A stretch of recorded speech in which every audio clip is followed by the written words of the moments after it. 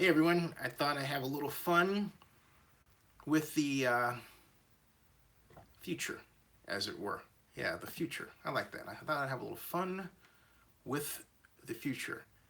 And on a very special live stream talk tonight, um, which promises to be, I think, rather contentious. At least I certainly hope so. How's everybody? It's Wednesday night, and Dilly Dilly.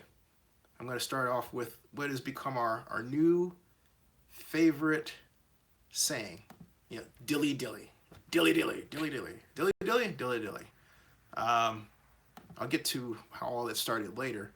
But right now, I am loaded for bear to talk about not just the Raiders and their playoff possibilities, but also I want to lay to rest this whole freaking nutty idea that John Pagano is so much better than Ken Norton Jr. And I have one perfect silver bullet reason why that's the case. That all of you are wrong and have basically bought into this Kool-Aid about this whole jazz. I mean, just, just plain out bought into it, okay? Um, you all have been suckered, bamboozled. I mean, those of you, of course, who buy that, Pagano is so much better, right? You've been suckered in it, bamboozled, the whole 9 yards. And is there new Vegas news? Yes, there is. I put it out in a video earlier today, which I'm happy to talk about. We'll talk about. Yeah. And not only am I happy to talk about it, and we'll talk about it. Oh, by the way, hopefully you're getting your notifications. Let me know as you all come in. There's now you're rapidly ramping up in terms of number. If you're getting your notifications in a timely fashion. Meanwhile, I'm pushing this out via social media and making absolutely certain that this is out there, and then you can find it and participate and all that sort of great stuff, right? So hey, wait a minute, we've got respondents. Oh my goodness, we've got respondents. Woo, we've got respondents. I am shocked. Silver and Black, how are you? I didn't see you the other night. He writes sometimes too.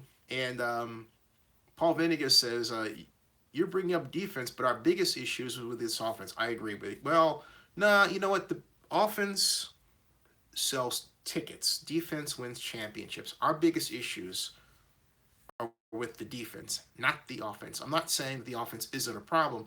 The offense is a problem. The offense, however, is not being helped by its defense. And let me give you an example of a defense that succeeded in spite, well, actually, two examples of defenses that succeeded in spite of their offenses. The most notable one, the 1998 Tampa Bay Buccaneers, coached by Tony Dungy, had the NFL's best defense. Thank you for sending the tweet, Barry Lee. And one of the NFL's worst offenses. The 2000 Baltimore Ravens had one of the best defenses in NFL history. Everyone agreed its offense was absolutely horrible. Arguably worse than the Raiders' offense, okay? So, Dilly Dilly. Thank you, Barry Lee. Dilly Dilly. And, hey, the watchword of the night, Dilly Dilly.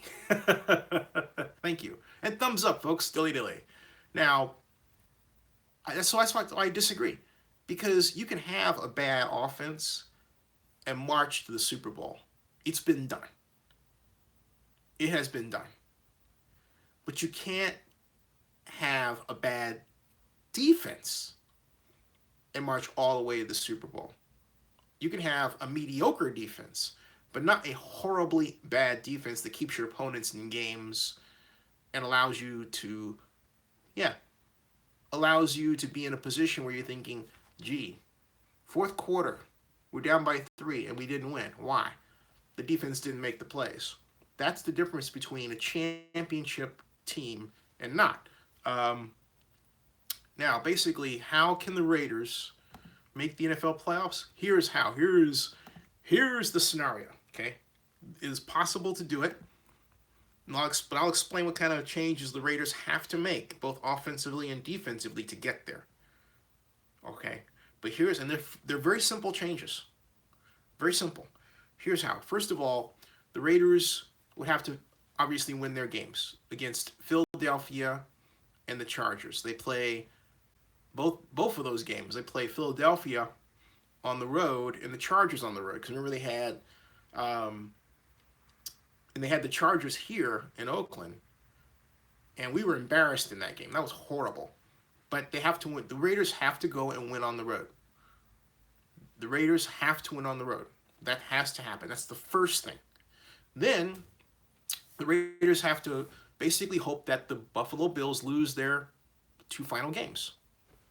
And they have to hope that the Tennessee Titans lose their final 2 games. Okay? And they have to hope that Miami beats both Kansas City and Buffalo. So there you are. So Miami and Buffalo, that's where it's intertwined. So basically rooting for the Dolphins.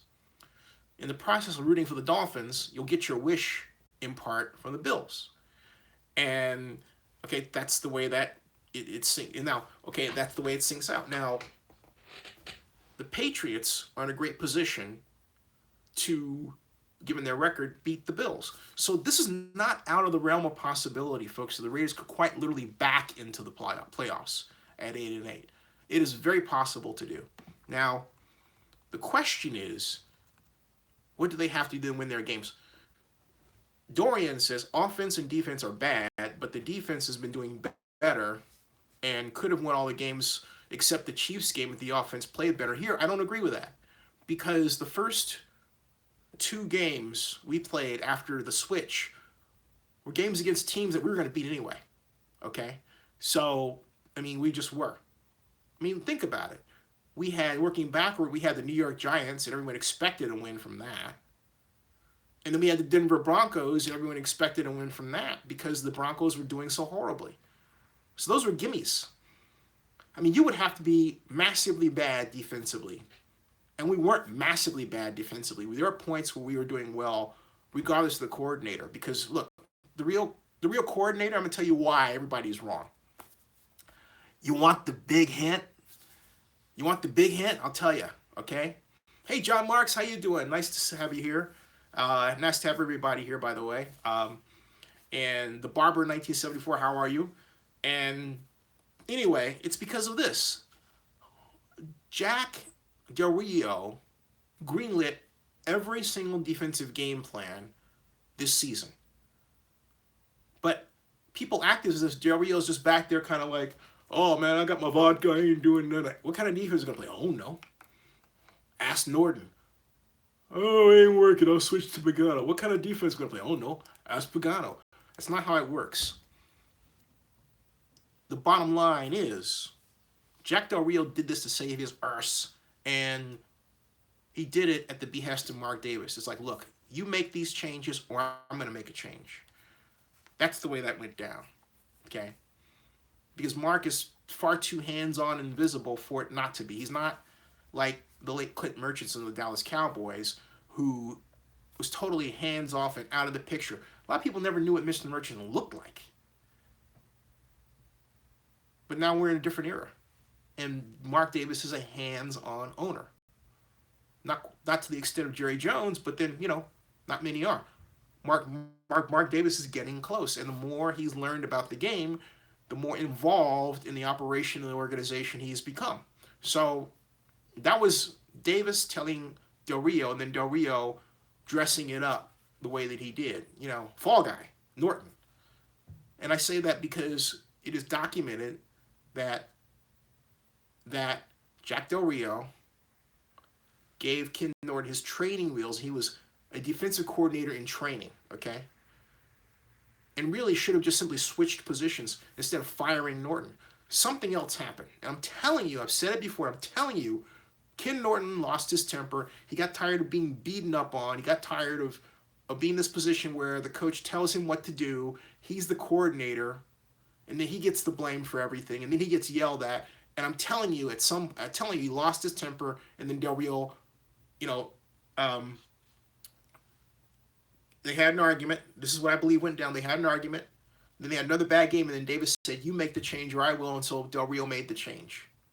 And the reason why I assert this is because the Raiders not only made the change, or Del Rio did, or made it look like he made the change, but then the Raiders put out this front page communication that basically says, "We're parting with Ken Norton Jr." I mean, it's like they basically kicked him in the tail out the door. That's what it looked like, okay? And the Raiders are known for character assassination. This is what the organization has done historically. And it hasn't ended. And you guys buy it hook, line, and sinker. I have an associated with the Raiders that goes way back to like 1993. Excuse me. Check that. My associated with Raiders goes back to 1990. Otis Sistrunk, 1976. Marvin Upshaw, 1976. And others. That's where it started when I was little. Okay. And George Atkinson. That's where it starts. And goes forward from there. 1976. This organization is in instruction in such a way where, hey, look, there's always somebody ready to stick a knife in somebody else's back. That's the sad fact about the Raider way the Raider organization works. Del Rio knows what I'm talking about. Everybody who's been associated with their organization knows what I'm talking about. I've had interns that work for me. I've had business partners that work for me, that work for the Raiders, that will tell you that. I know people now who are agents who work for the Raiders then, they will tell you that. That's the way the Raiders work, okay? Straight out fact. That's the way they work. So, and the barber says, "Barber, I disagree." The barber jokes, "The only thing Mark Davis has his hands on a bag of popcorn." I disagree. Rob Iman says, "I wish Mark Davis would sell the team." John Marks says, I would fit right in with the Oakland Raiders." Ugh. Barry Lee says, "For more news and information, visit Zennie62.com. Thank you. Bookmark. Let me go back and get your other comments. Rob Iman, how are you? You always make great comments. Love to have you here. Thank you. Even though I don't agree with everything you write, what you write is very intelligent. Just want to say that to you. Pedro Gallardo, how are you? Same comment to you. Rob Iman writes, McKenzie needs to figure out how to retool in the offseason. Yep. Pedro Gallardo says, any chance Cooper comes. This doesn't make any sense. Pedro, you're right. Any chance Cooper sits out the rest of the year? Do you mean comes back or sits out? I'm not quite sure what you mean there. Can you clarify that, please?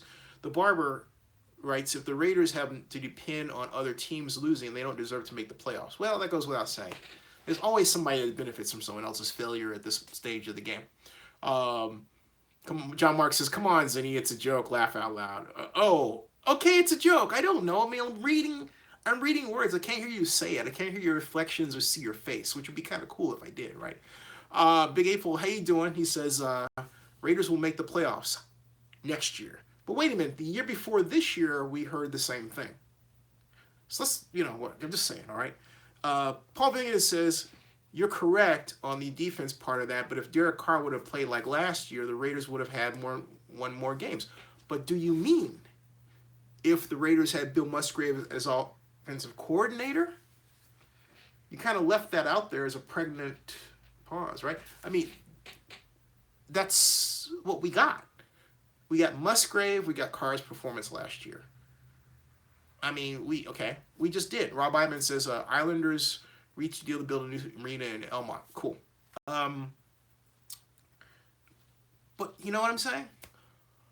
The Raiders' problem on offense is, first of all, lack of a coherent game plan. Let me be more specific. They do not have a series of plays that they use such that one play logically sets up the other. Let me give you a prime example of what I'm talking about. In fact, I'm going to tweet this out, and I'm going to tag Jack Del Rio to make sure he's at least aware of what I'm talking about here. I seriously doubt I'd get him in a position where he's watching this, but you never know. Let me copy this like so, and then go to Twitter. And while I'm waiting for Twitter to do its magic, this is the reason why I explain that. All right, in the way that I did, because look, the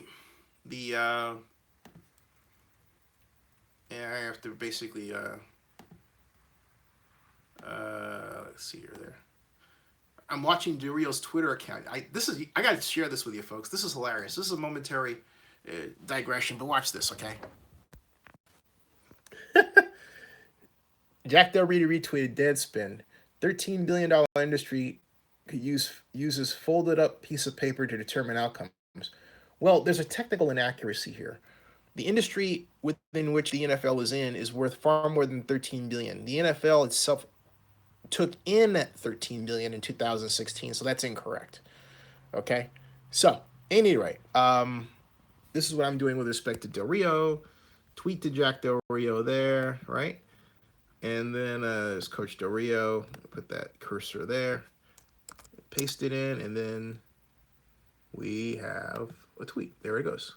So I just tweeted Coach Del Rio about our little conversation here about his Oakland Raiders and our beloved Oakland Raiders. Big April thinks that this year was a wash. Let me go back to what we're talking about here. Yeah. Now, Carrillo 7, the Carrillo Cannon is upon us. How's the family? How you doing, Anthony? So, and Rick Rice is here. You the man, Rick Rice. You the man. And Nick Z says, imagine if we held on to Tay Train, him in Lynch, could have been a deadly duel. And Islanders to Oakland? Interesting. Now, Big Eightful Watch writes, this year is a wash. They read the press clippings, true, and thought they were a lock, true. The truth hit them in the face like a truck. I'm adding the like a truck part to what Big Eightful is writing, like a truck. Next year, they'll be hungry again. Yeah, but that goes without saying. Every team is hungry at the start of the year. Every team starts off 0-0. Every team at the start of the year is a Super Bowl champion. Notice that? Richard Hayek, how you doing? He says, again, the technology for laser down markers has been around for 15 years. He's right. Pedro Gallardo says, I mean, if Cooper gets benched for the last 2 games, the playoffs are a long shot. Well, if he's benched for the last 2 games for injury, what can you do? If he can play in spots, I think he should do that.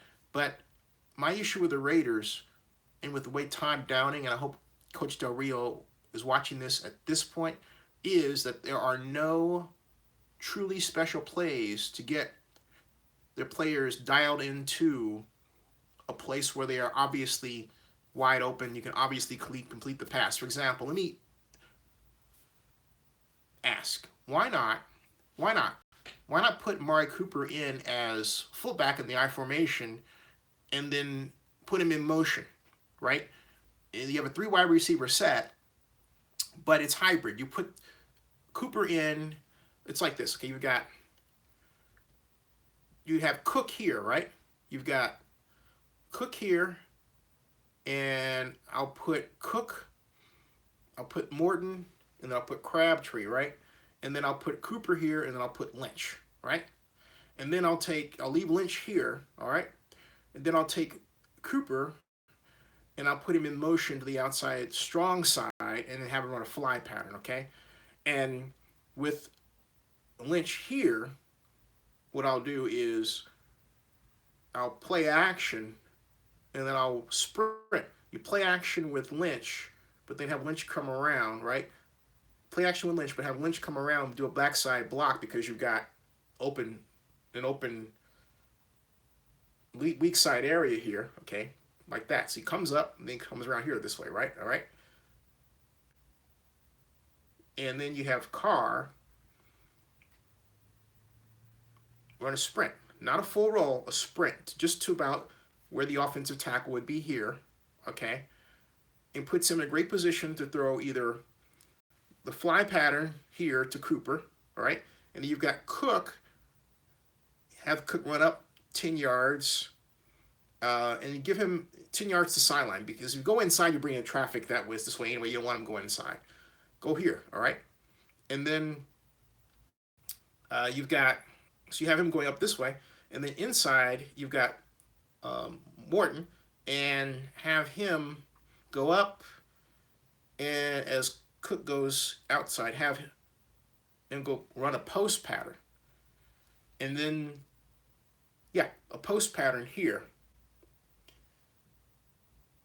So it'll be, the throw will be arguably over the shoulder of the post in this way. It's a little awkward, but he would be taking advantage of a clearly open middle here, all right? Because you've got splitting over here, running a fly pattern, taking double coverage that way. So my point, so there you go. And then, you know, if Carr gets into trouble, he has the run option here because he's already in that direction. Moving the pocket in that direction, okay? That's what I'm talking about. So, Richard Hank says, get the chalkboards. I need a chalkboard. I know. I need a chalkboard. I could, I suppose, have drawn this out and put it out, you know, over here, but you know, all that stuff, right? But then I have to look down and write. I need a whiteboard one of these days. I just need that's what I'll get. A whiteboard. And I can just scroll it out here and then, you know, put it up there, and then you can basically say, Dilly Dilly, right? So there you go. Coach Del Rio, in your mind's eye, you can see what I'm talking about. Bernard543, how are you? John Mark says, Vegas is stupid to pursue the Raiders. I agree. But then Raiders are stupid to pursue Vegas, I think is more appropriate. Bernard says, you really want to see this team in the playoffs? Yeah, I do. I really do want to see this team in the playoffs. In other words, what you're saying is they don't deserve it. My point is, you never just throw in the towel. You don't just give up, okay? You fight until the end. And you don't just say, all right, well, gee, we didn't beat the Cowboys on national television. But as long as there's a chance, put yourself in a position to, hey, let the chips fall your way. That's where the Raiders are. But, you know, all this hard-headedness that's going on with the organization's not going to get them there. Bernard says they're going to get blown out and out-coached. I hope not. If they get blown out and out-coached, there must be changes. Okay? If that happens, I'm sorry, Coach Del Rio. I'm sorry, Jack, but there must be changes. Love you. Love your foundation. Love what you do for Hayward and Hayward High. But this is the business of football and the Raiders, and we're hungry for a champion. So we got to have it. So Raider Nation says Raiders never give up. Eastside Valero says true. Okay. And Bernard says then Downey and Del Rio won't get the axe. Well, look, if they try, and look, you deserve to get the axe if you don't try. What you're advocating for, some of you, is for the Raiders not to get out there and work, all right? And they should get the axe, the coaches. Now, John Marks is calling for a wholesale change. Bernard says, look, it would be cool, but I just see them being out-coached. And Bernard, there is ample reason to fear that. Patrick M. Blackman says, the front office and team need to take a good look at themselves. Every damn body, he writes in one word. I agree with you. And Eastside Valero says, Raiders do have to try. Let's go Raiders. That's all I'm saying. You know, don't make it fun. I mean, for example, have you ever seen, and Marshawn Lynch can throw. Have you ever seen a play where Marshawn Lynch throws back to Derek Carr, either a double pass or a throw, okay? A deep throw? I haven't, all right? So, you know, like the Carr running out of the you can do this out of the shotgun. Hand off to Lynch on a sweep, which the Raiders have done a number of times, right? All the time, right? Carr runs out. Let's say you're on the opponent's 25, catches the pass in the end zone, touchdown, right? That sort of thing. Be creative. Why not? What do you have to lose? Well, the season, okay? But my point is, by doing this, they increase their chances of winning. And as Raider Hernandez says, use a Wildcat, right? Which they had, use the Wildcat. And go CSU Rams, how you doing? And they threw in sauce because the Warriors are in a good one tonight. Dilly Dilly, Dilly Dilly. John Mark says Eagles beat Raiders 27-14. That's his prediction. Dorian says Zennie for head coach or offensive coordinator. I'll take OC because, well, because then I can focus on the area that I feel,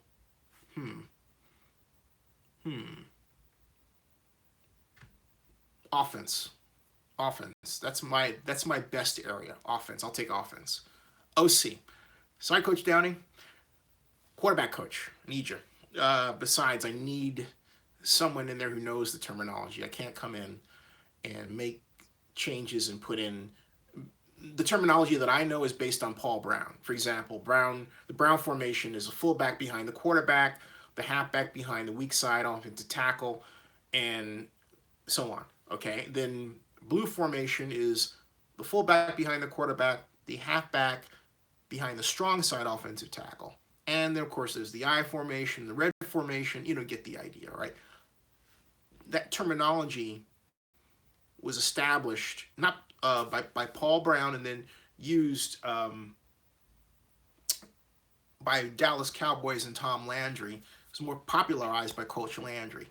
For example, one very famous play featured Robert Newhouse throwing a halfback pass to Butch Johnson in Super Bowl 12. That was Brown left, X opposite shift. X is the tight end in the Cowboys, parlance. Toss 38, the 3 back in the 8 hole, halfback lead, fullback pass to Y. Y is the split in. It's going to the weak side and went to the left. Touchdown. Okay. And I said that was Butch Johnson. It was not Butch Johnson. It was the Golden Richards. All right. Now, Bernard says, is it true that Downing changes blocking schemes to a more zone blocking scheme? Yeah. I mean, you can tell it's more zone blocking. Folks, you want a really easy way to determine whether something is zone blocking or not. First of all, look at the offensive line, not the ball, and look for any lineman that's pulling. If you see a lineman pulling, that is generally more man-for-man blocking than zone. In other words, it's a sign man-for-man blocking. But zone blocking is where each lineman takes a step to a side. Zone right. You take a step, you move to a side, then you move up, get position, all right? Get on your assignment, which may be your defensive tackle, in a 4-3 set, okay? And if the middle linebacker, if the center's assignment is generally to scrape off the onside defensive tackle and then to the middle linebacker, you do that, all right? That's zone, but it's really drive blocking. All zone blocking is drive blocking to a side.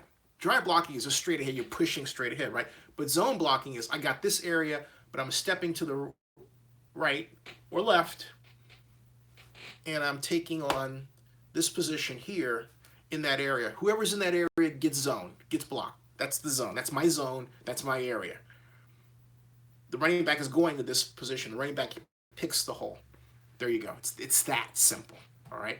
So, Rick Rice asked me if I'm wearing an H&R Block shirt. No, this is an AOL developer's shirt, okay? Big April says Philadelphia 30, Raiders 17. Juan Ramirez says Oakland is home. John Mark says Zennie for Raider ownerships. Thank you. And hope I answered. Isaiah Rodriguez, you subscribe. Happy to have you here. Thank you very much. Patrick in Blackness says they need to take the Jeet Kune Do philosophy. What is that? The Jeet Kune Do philosophy. I better copy that and paste that and do a search. What is that?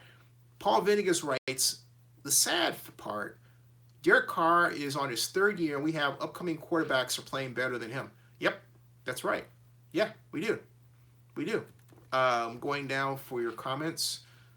I got, Pedro Galar says, Titans and Bills, next 2 games are Lisa lose the ball. Speaking of which, hey, I like LeVar Ball's idea. I know it's a total left field comment, but I just had to make it, okay? Raider Hernandez says, is he wearing an SD card? No. It's AOL developers. This is an old mashup shirt. It says AOL Developer Network. Okay, mash it up. This is early AOL developer days. That's what this T-shirt is from. So it's Web 2.0. These are Web 2.0 days. That's what it is. Okay. Now, Eastside Valaro says Raiders will win on Christmas Day. That'll be a gift for the Raiders fans. Barry Lee writes, you don't give up on your team no matter what, unless you are the Browns. Ooh, burn. Patrick and Blackman writes, the offensive line is built to maul. Play to that strength. Yeah, we have 3 offensive linemen in the Pro Bowl. Congratulations, Coach Del Rio. Bernard543 wrote ... Richard Hike says, Jack Del Rio or JDK. Be like water. Jack, JD. Who's Richard? Who is JKD? Or did you mean Jack Del Rio? JDR.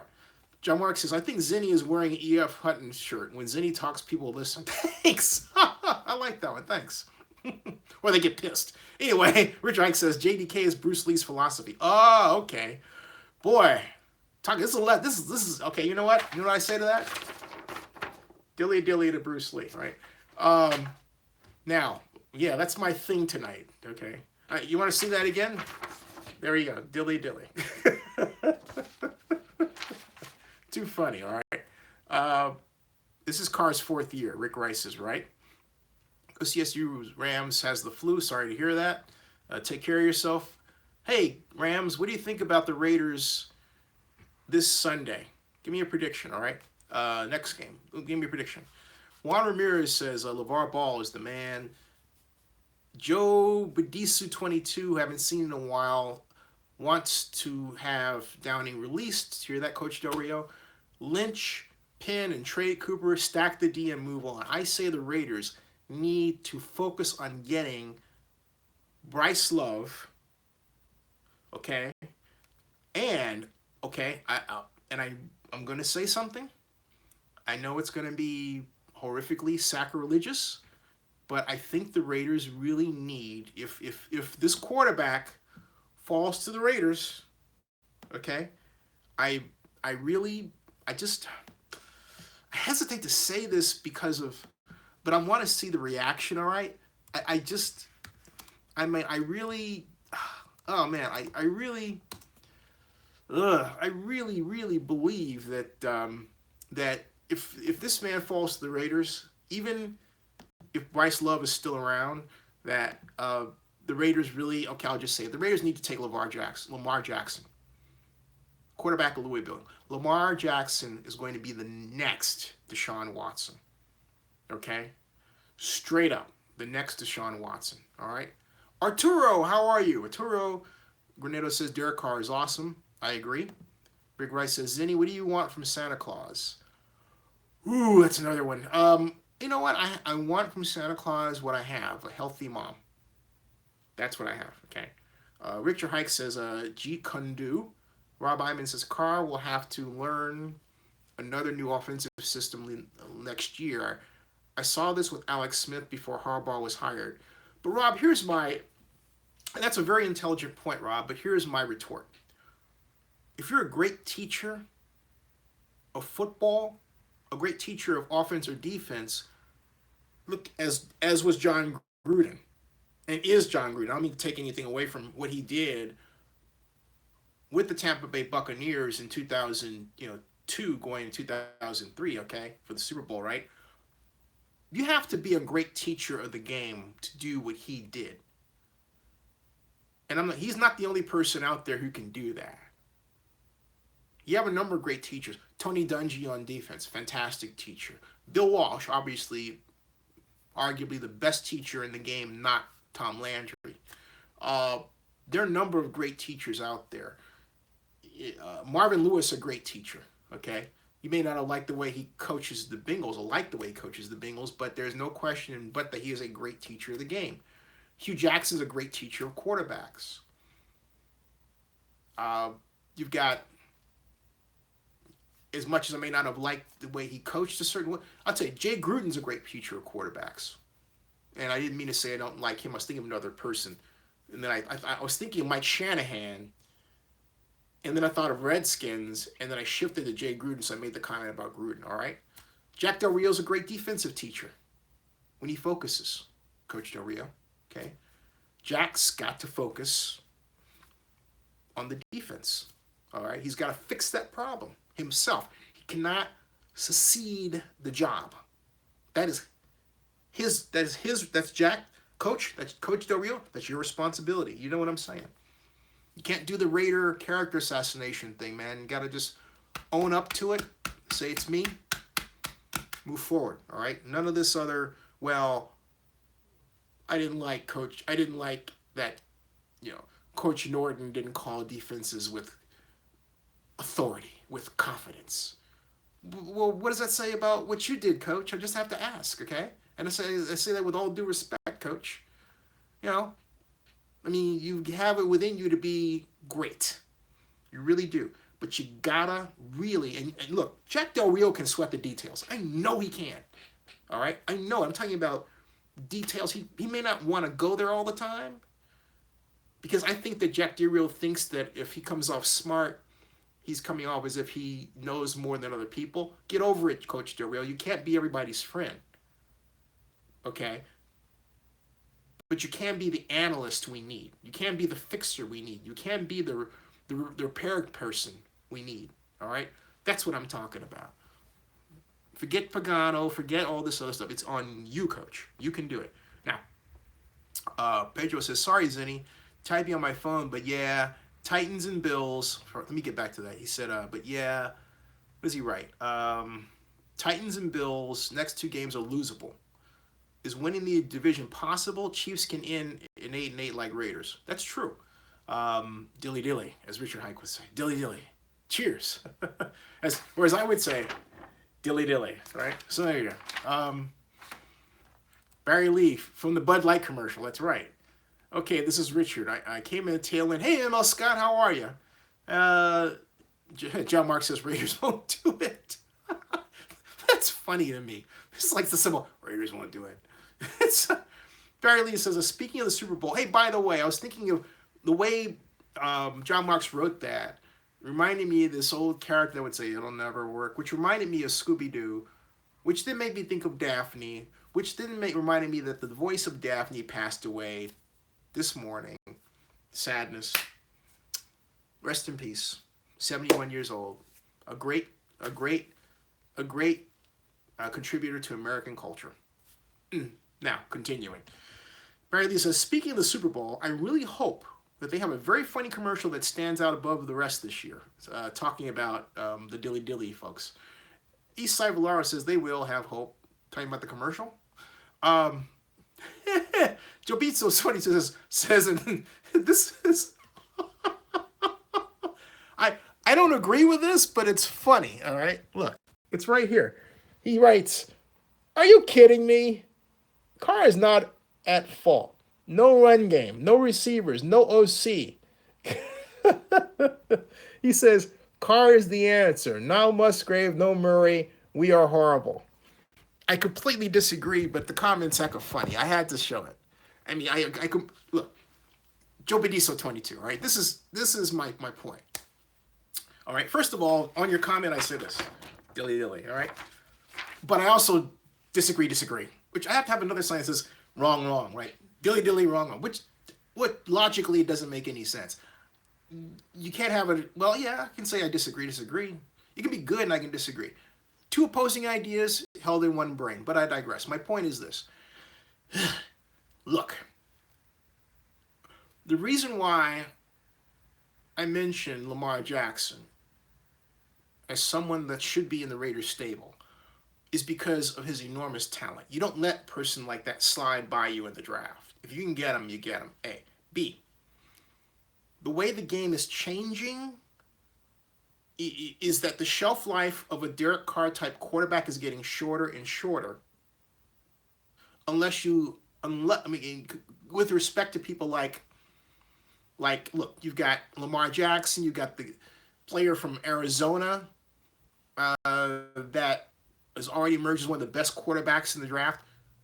These dual threat quarterbacks, Cam Newton, for example, are becoming rapidly the norm. And unless you have an incredible arm and you have an incredible knowledge for the game, you can just go out there, you have that it factor. Like, for example, Carr, I think Turn Loose has that it factor. Turn loose, okay? But if I have Lamar Jackson sliding down, coming to me, I'm going to take Lamar Jackson, I'm going to develop him behind Carr. That's what I'm talking about. You do not, I'm not saying replace Carr with Lamar Jackson.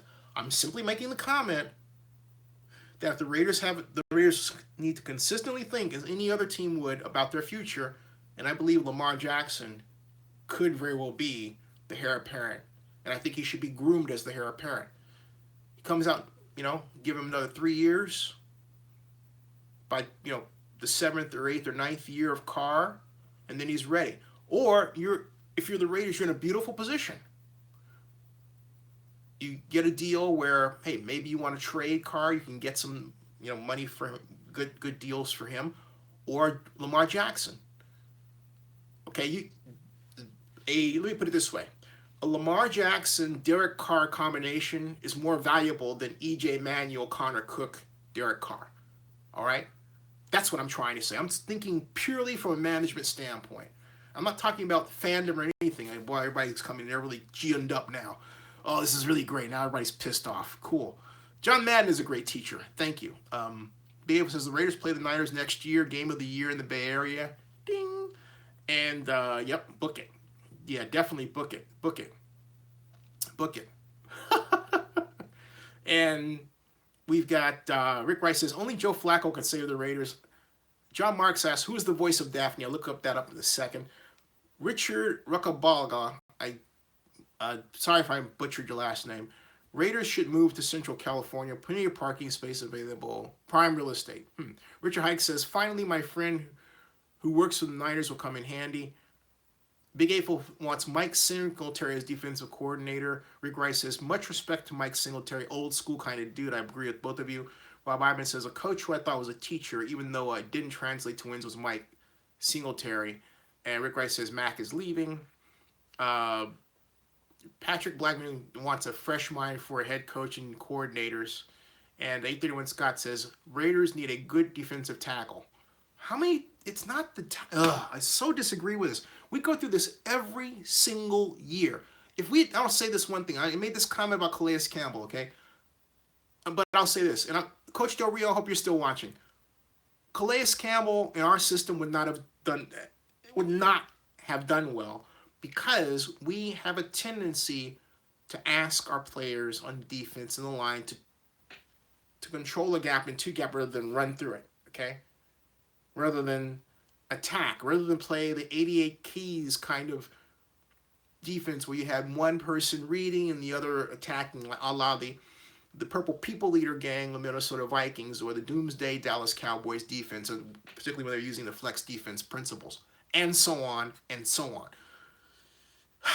We would have ruined his career. Instead, he's the anchor of the Jacksonville defense because they play a more of an attacking defensive line system. You want an example of what I'm talking about? All you have to do is look at the instructions for the Tampa Bay Bucs defense. It's online. You can find it, Tampa Bay Defensive Playbook. It talks about attack, attack, attack. It says nothing about the defensive line people reading. It's always attack through your gap, not moving to one side. All of that is there. That should be what the Raiders do on defense. Turn them loose, Coach Del Rio. Turn them loose. And then you can understand how great your current crop of defensive tackles are. We go through this every single year. At some point, you got to realize, hey, look, it's the coaching technique. It's the coaching point and not the defensive tackle. We don't have the defensive tackles to effectively do what we're asking them to do. The defensive tackles need to be, 6'5", 340 pounds, run a 4.9 40. That, I'm telling you, you can find somebody who fits that bill anywhere in the world. There's your Raider defensive tackle based on what you're asking the defensive tackle to do. But if you can't get that, then guess what? Don't ask the defensive tackles to do it. Simple equation. So, let me go on.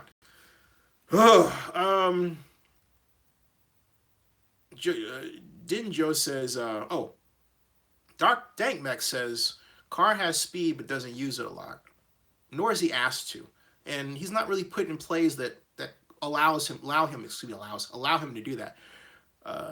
Diggin' Joe says, Carr can throw the ball. I had to collect this grammatically. Carr can throw the ball so fast, I feel like he doesn't even look through his progressions, and he throws a horrible pass. Hey, something else. Not every play has a progression. Earth calling everybody, okay? And let me get to that in a second, but I'll explain. Arturo says Carr is clutch. John Mark says Lamar Jackson is like Cam Robinson. Raiders will never do it. In other words, draft him. Rick Rice says dual threat quarterbacks get hurt too much. And Rick Rice, I do agree with you, except in the case of the Seattle Seahawks. All right, and I point to Seattle Seahawks as an example with Russell Wilson because their plays are designed as passes, but they leave him with the escape patch. You know, always play action, then he rolls to a side or sprints to a side. Thereby, he has that option to run, okay? The Raiders don't do that with Carr. And if they did, I think they would get a more effective result out of Derek Carr than they do. They don't do that, though. Imagine Lamar Jackson in that kind of system. But my point is, Russell Wilson is that dual threat quarterback who's arguably one of the league's MVPs this year. We've heard it before. So there are examples of dual threat quarterbacks done right. Cam Newton was getting too beat up, but now they have a more intelligent game plan that allows him to be more effective, talking about Cam Newton as a dual threat quarterback. So Rick Rice says Lamar Jackson is too skinny. He needs to put on some pounds. Interesting. You know, I did think that when I was looking at his structure. You know, but he doesn't have. He doesn't. My retort is that Lamar Jackson is so fast that from a physics standpoint, he can hit somebody hard enough to overcome that, upper body to overcome that. This is a fast dude, and just unbelievably fast. Or he can cause them to miss. So now, Meryl Gary asks, am I related to Ronnie Lott? No, but I know him. Rick Rice says maybe not next Brady, but next Aaron Rodgers.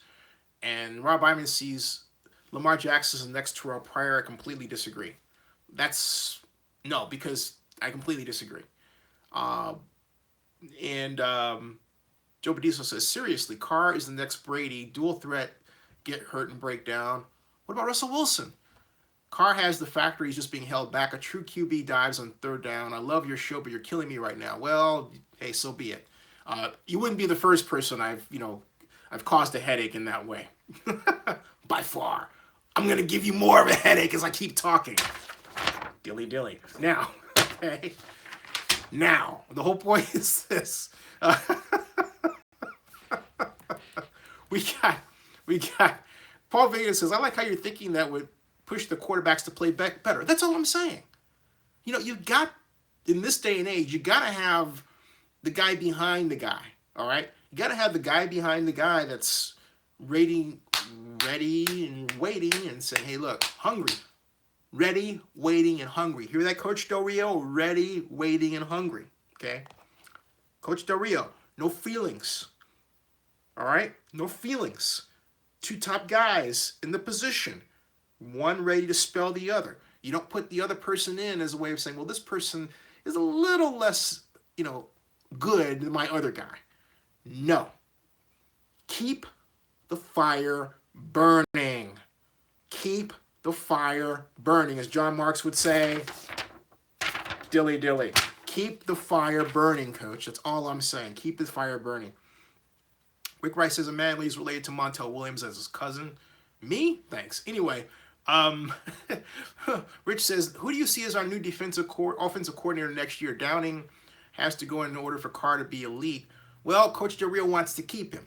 Now, if I had my druthers, I would say you pull a mea culpa, you bring Musgrave back as OC because he knows Carr. He developed the system that Carr was fabulously successful in. Recreate the team that you had. Get over the issues you had with Musgrave, okay? Just get over them. Talking about, you put on your big boy pants, get over them, all right, and move forward with the objective of bringing a Super Bowl to Oakland. That's what I'm saying. Oh yeah, Heather North is the voice of Daphne. Thank you. Heather North, rest in peace. Wow, sad. Moving along. Rick Rice says Chip Kelly for offensive coordinator. Chip Kelly has a job. He is head coach at UCLA. Now, Dankmek says Justin Ellis is the elite, but can be better. In fact, Chip Kelly being UCLA spoils interesting year for Cal Golden Bears. Pedro Gallardo says, I'm not satisfied with Todd Downing. None of us are. Well, professionally, not personally. But I think if he stays, he can get better. No. I don't think that's it. I really don't. He says Todd Haley from the Steelers didn't have a good first year as OC, but look how scary they are now. Yee, but Todd Haley did things even prior to being offensive coordinator. Remember, he was offensive coordinator with the Arizona Cardinals.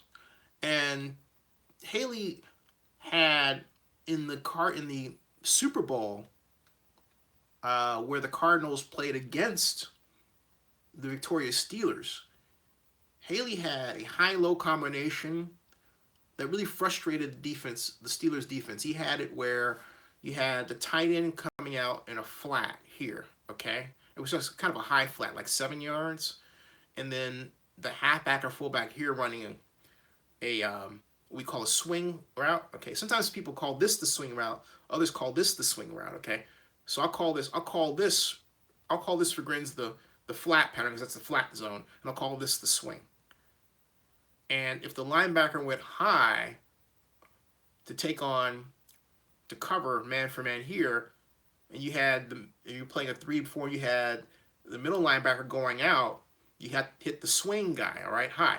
But if you had this linebacker, the outside linebacker, going out to cover the swing, and then the tight end, which had position on the inside linebacker, you threw here, high-low, okay?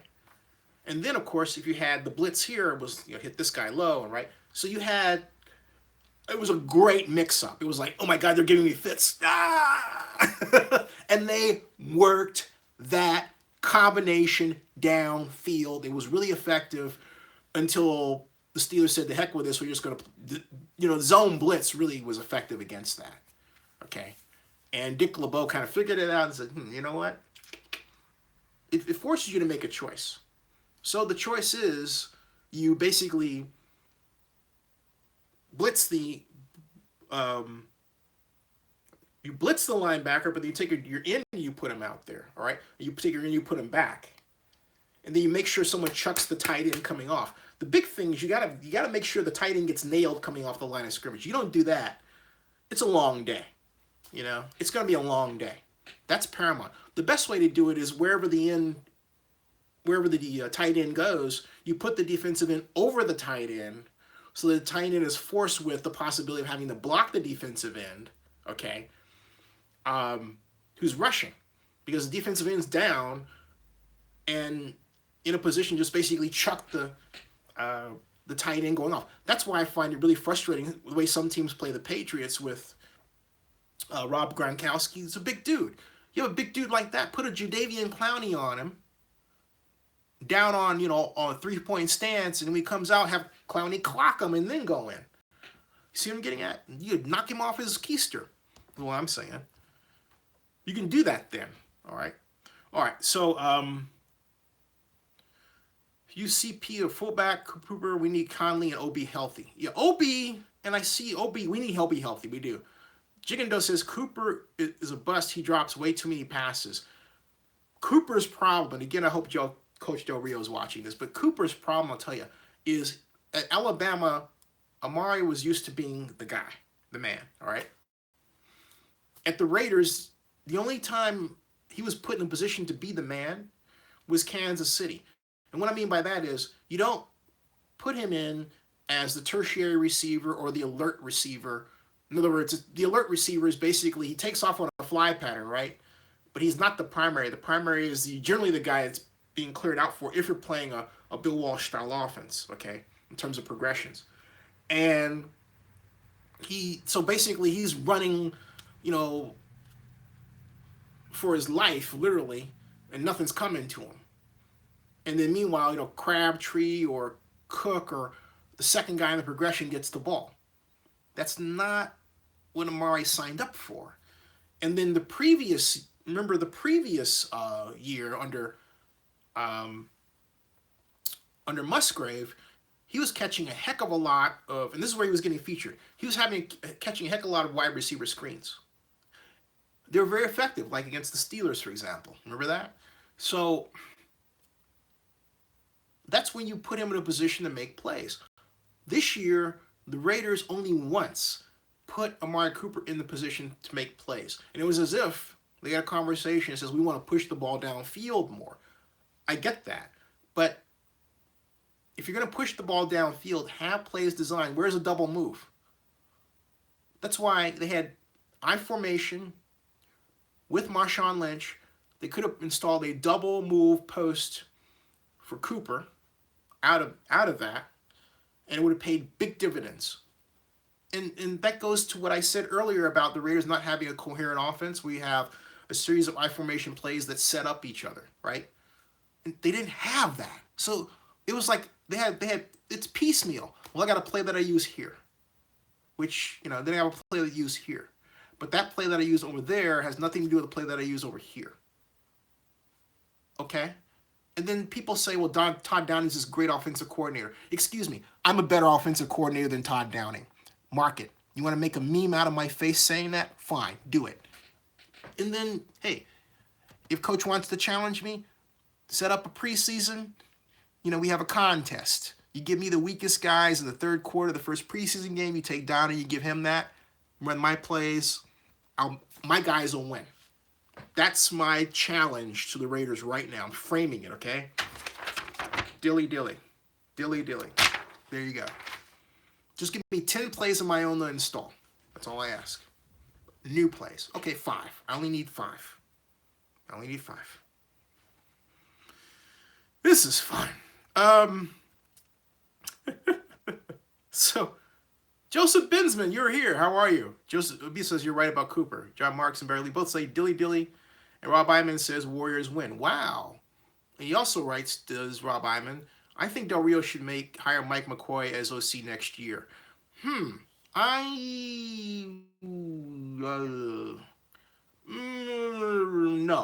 And the reason I say that is this. Nothing against McCoy, but his approach is known. And I want an approach that's not so known, like a Kevin Sumlin from A&M in Air Raid. It's really time for the Raiders to think outside the NFL box. It's really time for a lot of NFL teams to think outside the NFL box, because the NFL is not the leader in terms of offensive innovation anymore. It's college. What Auburn is doing with Gus Malzahn, in fact, it gives me an idea. All right? You know, that sort of thing. I think Rick Rice says, Zennie, why don't you apply for the job? Rick Rice says, Phil Jackson for offensive coordinator. You the man, Rick Rice. Big 8 says, sock it to me. 831 Scott writes, where do you think Eli Manning will play next year? I can't see the Giants brass, the owners, I can't see them letting Eli go. I just can't. Because, I just can't. It's not just the hue and cry, but the fact that, look, athletes only do what their coaches ask them to do. Unless they're bullheaded like Peyton Manning and have earned the stripes that, in his case, came with the risk of, well, it wasn't even so much a risk. Peyton Manning was blessed to be with Tom Moore and Tony Dungy, an offense that gave him control, and he succeeded in that so well that when you got Peyton Manning, you got that style of play. And there were a number of approaches and innovations that Manning popularized with Tom Moore. Like, for example, and you don't see this a lot at all. The play action fake out of the zone handoff that Manning so effectively popularized, that faked everybody out of the building. It was beautiful. But you don't see that. Okay? You don't see that. You saw it for a second of a year. You saw it for 1 year out of a couple of teams. The Chargers in a couple of plays. But that was it.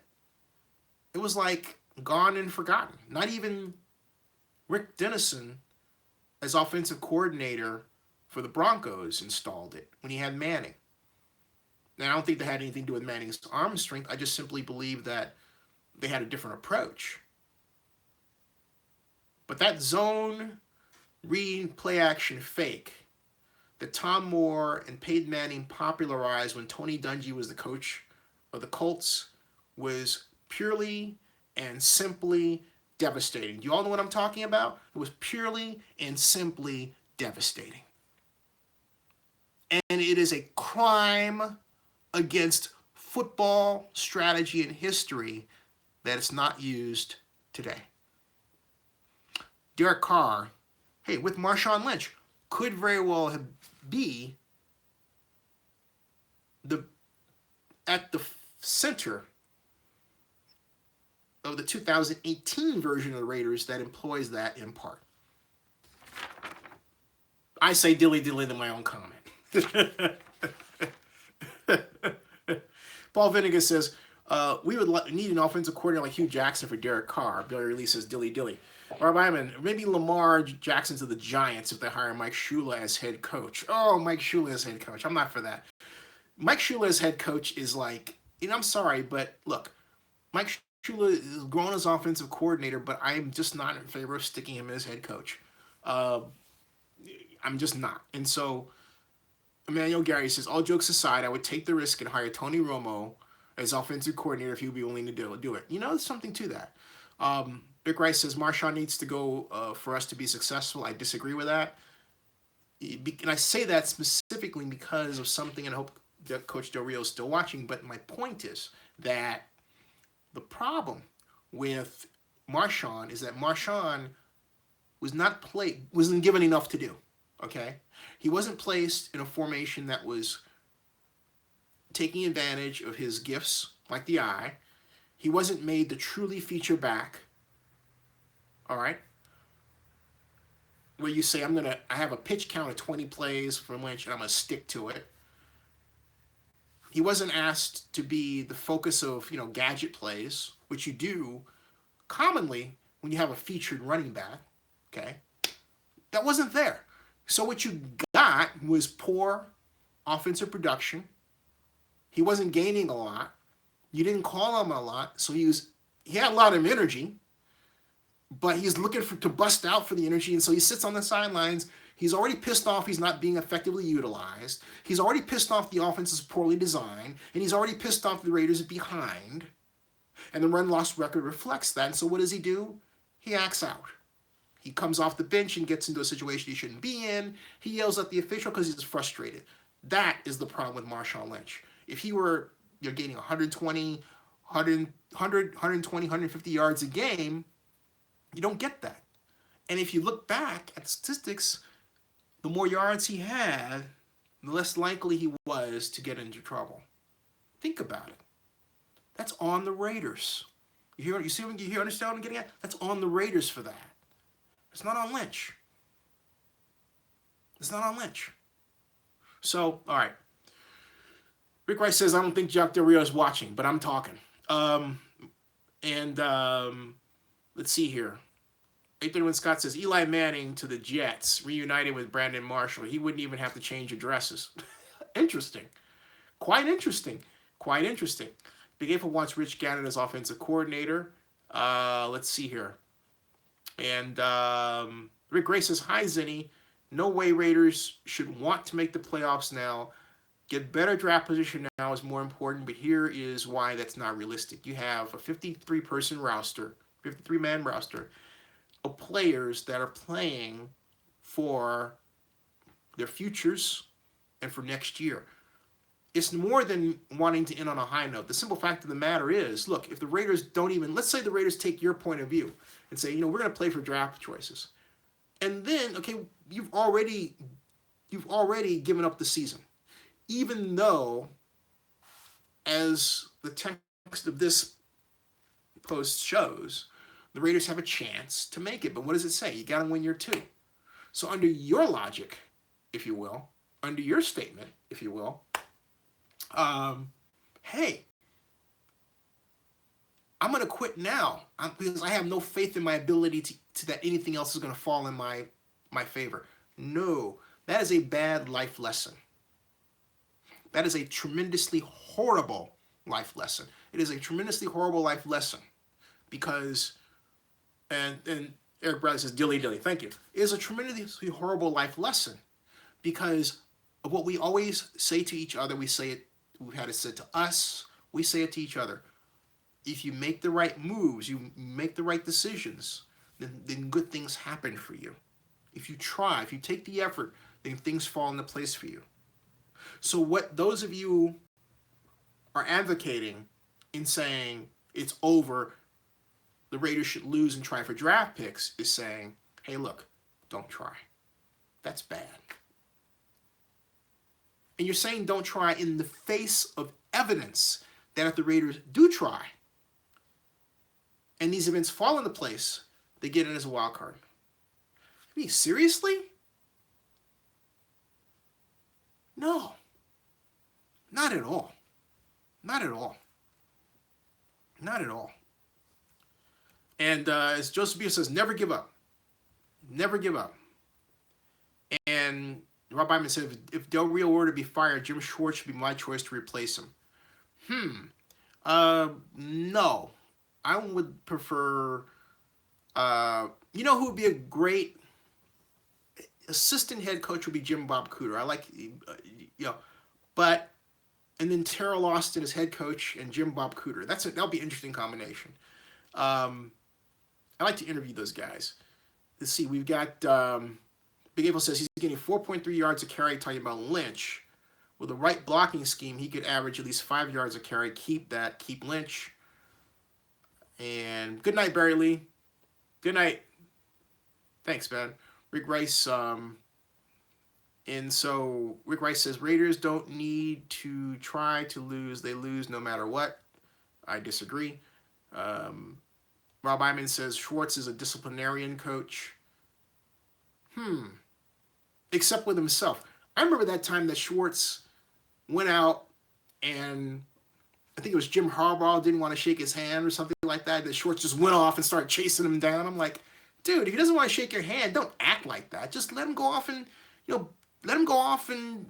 do what he wants to do. But don't waste your energy on stuff like that, because it says to me that if you're going to waste your stuff on little things like that, what are you going to do when things really get bad and collapse, okay? When you're in the middle, in crisis, that's a bad sign. You don't want your head coach falling apart like that. You want your head coach to keep it together and to understand how to prioritize his or her actions. Okay. So, and Rick Gray says, Barry Lee says, no really time for sleep. Dilly Dilly. Dilly Dilly. Thank you very much, Barry Lee. Thank you for all that you do for us. Now, John Mark says, Wade Phillips is Raiders defensive coordinator. That is plug and play. In other words, Wade Phillips is a defensive coordinator where Del Rio would say, hey, look, I like his philosophy. I can give it to him. He's got it. Okay? And that's what you do. But what Coach Del Rio, what you did with Pagano is you plugged him in as the kind of the guy looking over Norton's shoulder and almost set him up, the whole character assassination thing. Well, I've got the guy that had 15 years of experience over the guy that I'm training and I'm grooming to be DC. Yeah, that's a scary position in and of itself. Wow. No. Hey, it's a triumvirate, man. Del Rio, Norton, and Pagano. That's how you all presented it. Stick with that. Stick with the fact that that's what it really was. Don't alter it because things didn't go right. That was bad. Because it says to head coaches, hey, it says to any assistant that may want to come to the Raiders this. Hey, look, you know what? How do I know Jack is going to stick with me when the times get tough? Okay? If he's asking me to do something and it doesn't work well, how do I know that he's going to take ownership for it and not have it wash all over on me? You got to believe there are potential assistant coaches around the league asking that question right now, particularly black. I'm just laying it out there. Okay? I'm laying it out there. You may not like it, but it's a truth, it's a fact, it's life. That's what people think about, that's what they talk about. Just saying. You don't want that out there. And that's why it's very important to pay attention to scheme. What you're running, how it changes. Keep it on the intellectual level. Forget comments about the coaches. Never make a comment about a coach you fired or let go. Don't let the coach go. Reassign him. Keep it that way. But keep the focus on scheme and performance, not on character assassination. That was the mistake Coach Del Rio made. Big time. Put me in, coach. I'm ready to coach. All right. You know, John Gruden did that. John Gruden and I, when I met Gruden, he said, I had a play. He wanted me to come, I've said this before, he wanted me to come to Raider headquarters. You know, I never took him up on it. I was economic, working for L.E. Harris at the time, I was busy. But I should have. I didn't. And I remember I had a particular concept, or as Coach Gruden would say, a concept. You got the high, you got the low, it's a concept. I had a particular concept I wanted to share with him. And I remember I ran into him at the 2004 Lee Steinberg Super Bowl party in Houston. And he says, don't just stand there, get the fucking napkin. That's how he talked, okay? that's John. And I did. And he liked the play. I'm not going to describe it here, but he liked the play. All right. Now, Donald Richardson. Hey, how you doing? Nice to have you, sir. He says, hey, guys, sorry I'm late. I was at church. And he says, and I love you all. Season greetings. And to you, big brother Zenny, much love. Thank you for being here for us. And I thank you for being here for us and for me. And helping to make this a fantastic year. And I wish you season's greetings and Merry Christmas. This is not going to be the last show before Christmas. I'm going to do one I'm do one tomorrow. I said I wasn't going to do one tomorrow because of the flight, but I'll do one earlier tomorrow. And I'll send out for those on the email list, I'll send out another communique. But Rick Rice likes Tomlin as a coach. He says our team has no discipline. Barry Lee came back. He said, I just thought of a name for Zenny's convention called ZinsterCon. Ooh, I like that. ZinsterCon. Holy crap. Wait a second. Oh, wait a minute. Zinster? That sounds like the Munsters. I don't know why that sounds like the Munsters, but it does. I mean, it has a Munsterian wing to it, doesn't it? You know, I mean, it has an interesting ring to it. I just have to say it does, okay? And,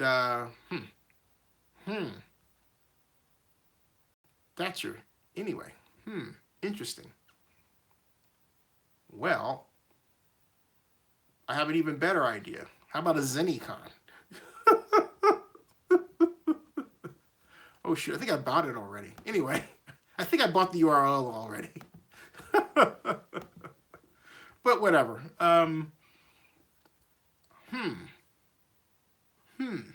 Either that or, yeah.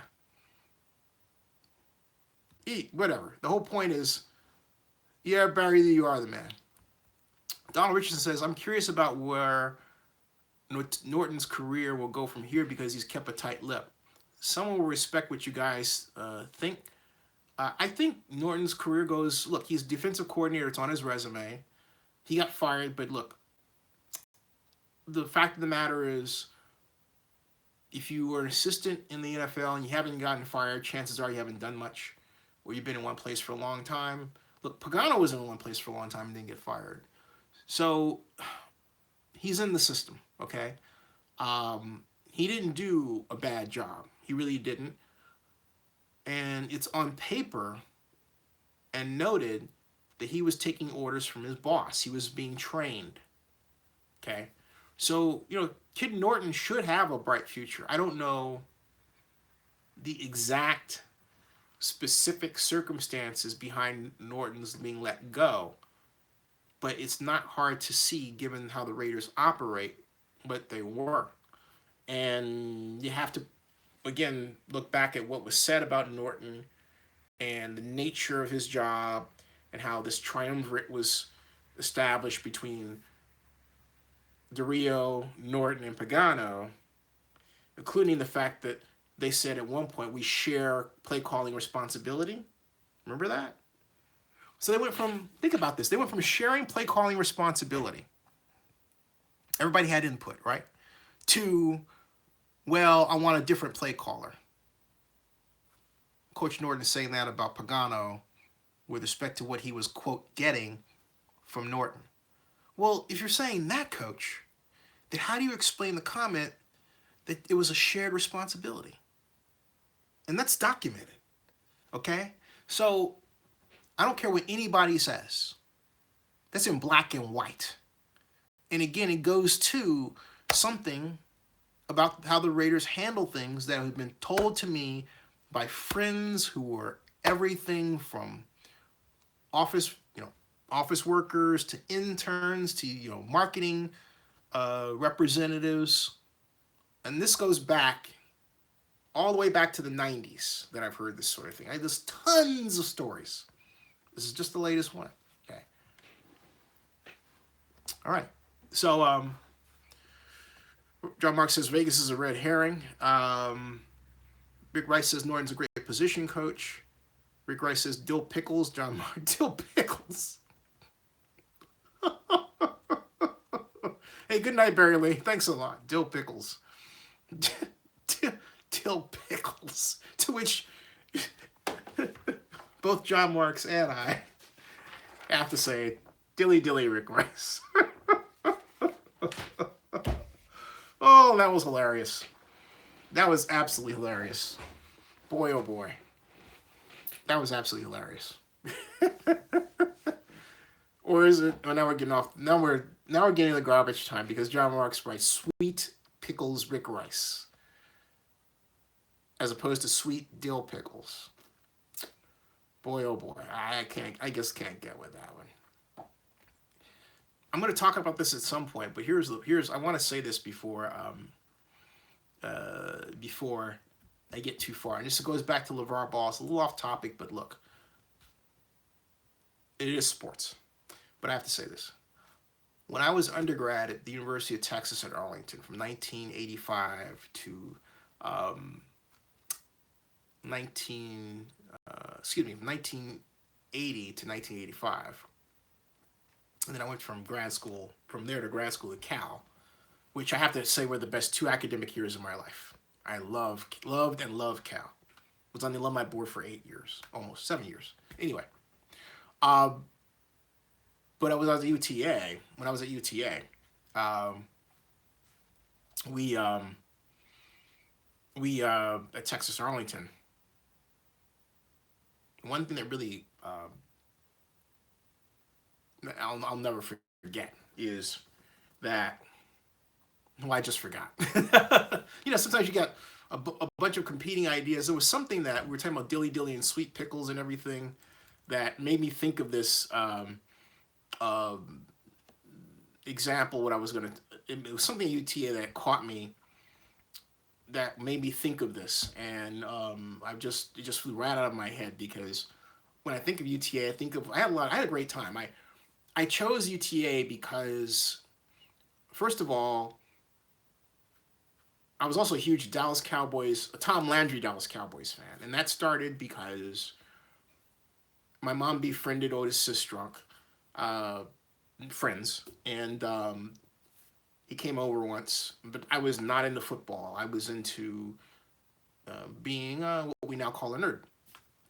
And I remember I was also into being within the rubric of what a being nerd was. I was into Star Trek and photography, and I worked Star Trek conventions. Anyway, he comes in the living room. I had nothing to talk to Mr. Sistrunk about at the time. I know him now. We talk. But he didn't even know how to work a Nikon camera. I'm serious. He did not. I figured, hey, if he's an Oakland Raider, I should know something about him. And so, you know, I'd been to a Raider game before, so it was cool to have an Oakland Raider in the house, you know, visiting, right? And I thought, well, if he's going to be friends, I should find something out about football, you know, that's more technical. And I couldn't find anything. I couldn't find a thing. And so I happened upon a book called the NFL's Encyclopedic History of Professional Football. And Mr. Sistrunk was in it. But at the back was a section called A Diagram History of Pro Football. And it talked about the history of schemes, going all the way back to Amos Alonzo Stagg, the invention of what we now call the kickoff return, and the connection between rugby and football, and so on. But within that, it had a subsection that specifically focused on Tom Landry, had his picture with his hat, and his use of multiple offense, flexed and gapping defenses, and a sentence that stuck into my head to this day. Landry used feedback and control theory in engineering and applied it to football. I wanted to be a civil engineer at the time, so that's just stuck in my head. It's like, wow. And so I became intrigued with Tom Landry, and then I read more about how Gil Brandt, who's now my friend, interviewed a bunch of times, brought computerized scouting to football. So I was more hooked. And then I ordered the Dallas Cowboys magazine. You know, Dallas Cowboys Weekly is what it was called. And they had the cheerleader centerfold. And so, you know, I'm a teenager, I'm hooked. And so I became a student of the flex defense, because the flex defense was a zone defense against the run. And the defense was created because, and I hope I'm losing people because the technical app's probably getting late, but whatever. This bears explaining. The origin of the flex defense happened because Coach Landry was quite upset that Jim Brown, then the running back of the Cleveland Browns, could gain more yards as one person than the entire opposing team. And he devised, and on top of that, at the same time, Vince Lombardi's run to daylight theories were becoming, which he borrowed after watching Jim Brown. And he took something that happened naturally and made it into a strategy, a scheme, a play design. All right. And so hey, Pedro Gallardo says, I make you want to buy that book. It's a book you should buy. It really is. And thanks, John. Appreciate it. Thanks, John. Thanks. Anyway, my point is that Coach Landry wanted to stop the run to daylight. And so he devised a defense that essentially assigned each defender into a zone.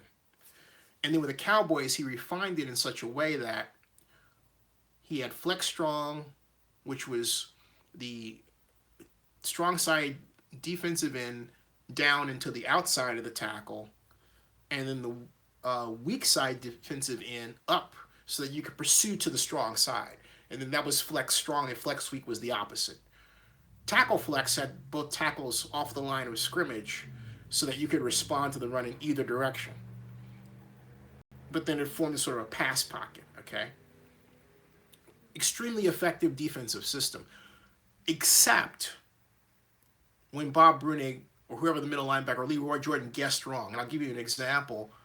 1977 Pittsburgh Steelers versus the Dallas Cowboys. Franco Harris ripped off, I think it was like a 50-yard run, because the Steelers had went, they basically, the Cowboys were lined up flex strong. The Steelers called an in run to the weak side, and that screwed everything. Everyone was flowing the wrong way. Harris went right past the weak side linebacker. It wasn't D.D. Lewis. No, it was D.D. Lewis. And, I mean, he hauled tail. Touchdown. I mean, touchdown, okay? So, that exposed, everyone knew what the flex's weak was. Either that or you just drive block, all right? So, so I became hooked on all that. Obviously, by what I'm explaining to you right now, I became hooked with that technical approach. And then later, when I met Al Casal, the Raiders, I had this romantic idea of the Raiders adopting Dallas Cowboys approaches. And I remember I got on a radio program and Lo Casal was on there. And this was before he and I met in person. And I remember he got pissed off. I was like, we're the world champions. This is when, hey, this is after they won the Super Bowl against the Vikings. We're the world's champions. Why do we need rah, rah, rah, rah, rah? And I'm like, oh, But I've always loved the technical approach to the game.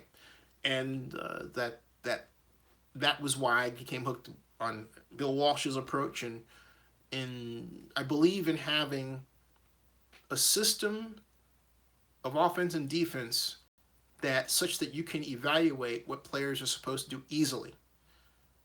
You have rules for each player that are simple to follow. The flex has those. Bill Walsh has those. And so it's easier to diagnose rather than trying to guess at it. You know what's supposed to happen.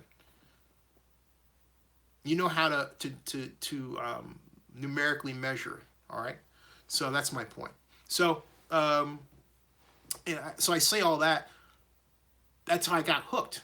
And what happened was that, and this goes into Texas Arlington, because you would say, how do you go from Texas Arlington to this? Because what happened was that I wrote a letter to the Cowboys about what the keys were in the flex defense for Bob Brunig, who was from Arizona State, who was the middle linebacker at the time. And this was 1979. And to my surprise, I got a letter back inviting me to come down to the Cowboys facilities and visit. And so, could fly. And so did, by myself, didn't do that often in those days as a little boy. But, Mom worked it out, so I had the proper supervision. And then the Dallas Cowboys offices were at 6116 North Central Expressway. And I've told this story before, but it's been a while. And so I had the greatest time. I mean, I really did. And that's how I got hooked. Okay, that's it. All right. So anyway, Rick Ray says, did you see a Dilly Dilly sign in North End Zone a few days ago? I missed that. And Diggo says, this is getting low-key boring. Well, okay, it's boring. Look, so be it. But it might be boring to you, but I love talking strategy. I love to talk about that part of my life. So it's not boring to me. And there's a lot of history there. For example, there's a lot of history in the development of offensive philosophies, like Eric Coryell. There was a little-known man named Doug Scoville who was revolutionizing passing. There was Miles Davis at the time who created the run and shoot, which is really the forerunner to many of the passing approaches in the spread offense today. Okay, so there it is. So my point is, this is the kind I like technical football.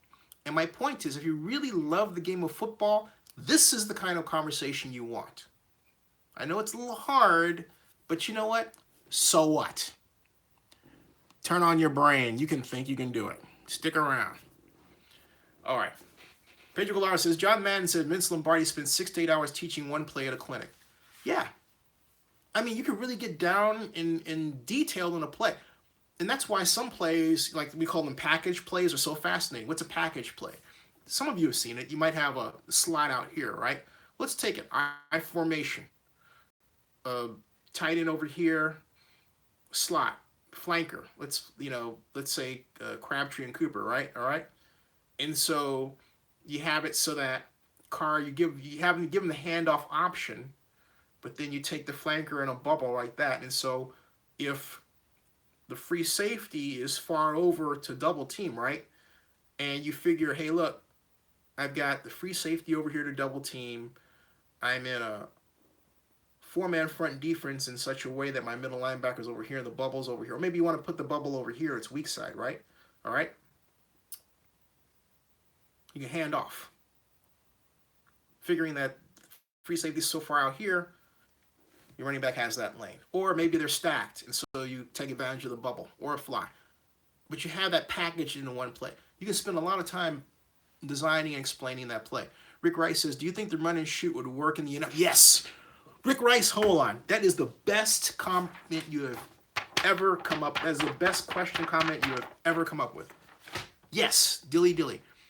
The University of Hawaii mastered it and had that undefeated season. It was so fun to watch, and I 1,000,000% agree with you, Rick Rice. It was fantastic to watch. I have always been a great fan of the run and shoot. The Mouse Davis version, the June Jones version, the version that was ran by Warren Moon. Remember when he was with the Houston Oilers, right? That was a run and shoot, okay? There is nothing to suggest that the run and shoot cannot work today. The run and shoot can work today. And that's what I'm getting at. It's like, okay, my point is, all right, and Big A, that's another question, a good question about the pistol. Should the Raiders want more pistol at work? Yes, because the pistol, you have the I formation pass threat combination, right? And Rick, you met Mouse Davis in Hawaii. What's he like? You say he's hilarious. I'd love to hear more about that one. At any rate, but your question about the run and shoot causes me to double down on this comment about the NFL today and in passing. It's not what it used to be in terms of the variety. I remember there was, trying to remember, it was, a book called The Pro Style, which I think was published in 1977, if you can get a hold of it. It was a great book on strategy of its day. Also, the late, I don't think it's late, but Paul Zimmerman. Did Paul Zimmerman pass away? Yeah, and John Marks, you're right, that Mouse Davis used the run and shoot in the USFL. But I had the pleasure of meeting and interviewing Paul Zimmerman my first NFL draft. And that interview is, on Zennie62 here, okay? And fortunately, he's still with us. Thank God. He's 85 years old, lives in Philadelphia. So Dr. Z elicits reaction from MMBQ readers, NFL World. And anyway, Dr. Z analyzed football. He was the guy. But he was the guy. Has anyone ever heard of Paul Zimmerman? Just asking. Big April says Lynch and Patterson and a Wildcat. That would drive D's crazy. Yeah, it would. That's a great idea. Rick Rice says he's loud. Talking about Mouse Davis. You can hear his voice from a mile away. Almost like Lombardi, huh? Loves the dirty jokes. He always used to play at the golf course I worked at with Rolovich too. Wow. Like, it just seems like just a colorful character that, and I'm just, you know him, that you could learn a lot just because you just want to hear him, right? There's some people just you want to hear them again and again and again, and so within that context of communication, you listen to what they say and you absorb what they're thinking about with respect to football strategy. That seems like Mouse Davis is that kind of guy to me. Tell me if I'm wrong. I get that impression. I had the pleasure of interviewing Bill Walsh, which is a lot of fun. That was in 1994 over the phone. He kept calling me Lemmy though, instead of Zennie. Well, Lemmy. Well, Zennie, coach. Oh, okay, Lemmy. But having said all that, he really broke down to me for my interview how his offense worked, and I got a great backup from that with Steve Mariucci later, who's a friend of mine to this day. So, uh, Rick Rice says of Mouse Davis, colorful character would be an understatement. Does anyone out there know who Paul Zimmerman is? I mean, if you don't, just know. If you want to say no, say no. All right. Because I was going to play my interview with him in a second as I close, because I would like to know. He made a comment about Katie Couric that I thought was interesting. Okay, talking about Paul Zimmerman, but we were talking about the NFL draft, and he was talking about the emergence. Paul Zimmerman talked to me about the emergence of the black player. You know, it was cool. It was cool. It was one of my first interviews at the NFL draft. I guess no one's heard of Paul Zimmerman, or you guys are just listening, or you're asleep, or whatever. Sorry, I'm boring. Everybody's, it's like, it's late. I understand. John Marks has never heard of Paul Zimmerman. Brian, how you doing? Hey, Zenny, I'm finally catching you live. Hey, Brian, how you doing? Brian, have you ever heard of Paul Zimmerman? Sports Illustrated, Dr. Z. This is an interesting generational study. Brian may say no. To which Pedro says nope. Wow. And you know what? That's too bad. That's too bad. Let me try a test. You ever heard of Kate Upton? Yes or no? Just waiting. And I asked that for a specific, reason, because I was blessed enough to attend Kate Upton's super NFL draft party a few years ago at Spin, New York in 2011. Rick Nice says he knows Dr. Z. Joseph Benton says yes. And everyone says yes to Kate Upton.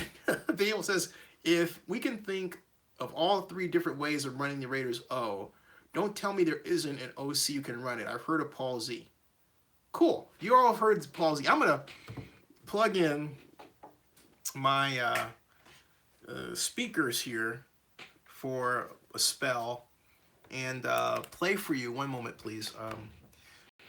My interview, I call it classic interview with Dr. Z. Hold on a second. So this was a lot of fun. Paul Zimmerman, Zennie62. And the funny thing about it is I was nervous at the time. Here is 2000, was that the 2008 NFL draft? Hold on a second. 2006 NFL draft. That was my first one. Let me put this on full screen. Here we go, folks. That's the commercial, all right? So we'll unmute this. Here we go.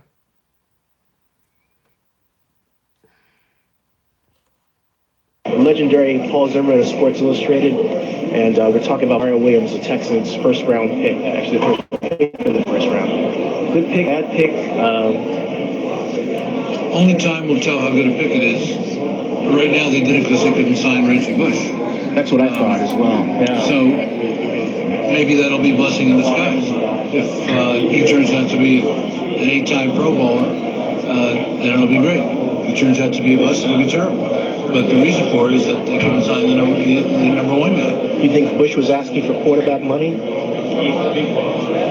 Bush, I don't know how much. I mean, I wasn't privy to the negotiations, but it looks like the preliminary figure that they got was something they couldn't live with, so they never seriously pursued it.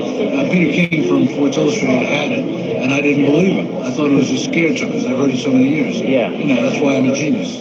Yeah. I thought, that another move, I don't know if this is intentional on their part or not, but they actually caused the Bush team to reduce their contract ask, because now any team that this is my theory, correct me if I'm wrong, but my theory is that any team that now negotiates with Bush has carte blanche to ask for less because of what Mario Williams has got. The number 2 gets less than the number 1. The number 3 gets less than the number 2.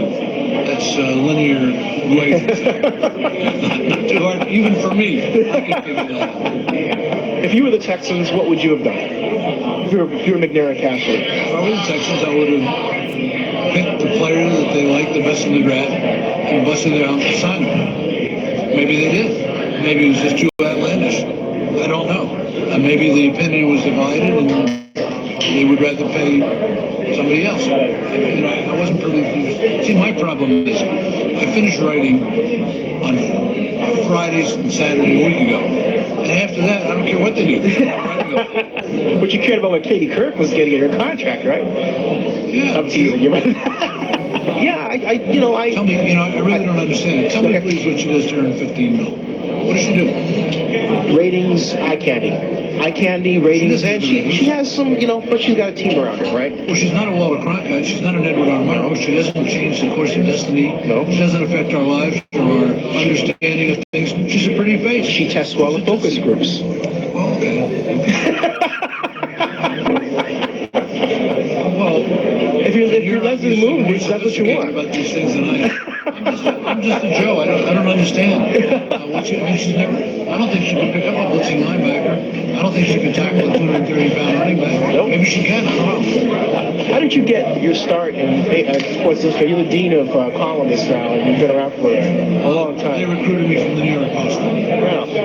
In all your years of writing football, what I like about you is that you also understand the strategy. You understand not only the 4-3, but the stunts, the blitzes, the evolution of the game. What, over the course of the evolution of the National Football League, in all the years you've been writing, has been the most dramatic change? The most dramatic change in pro football is that it used to be a white game and now it's a black game. It used to be a strength game and now it's a speed game.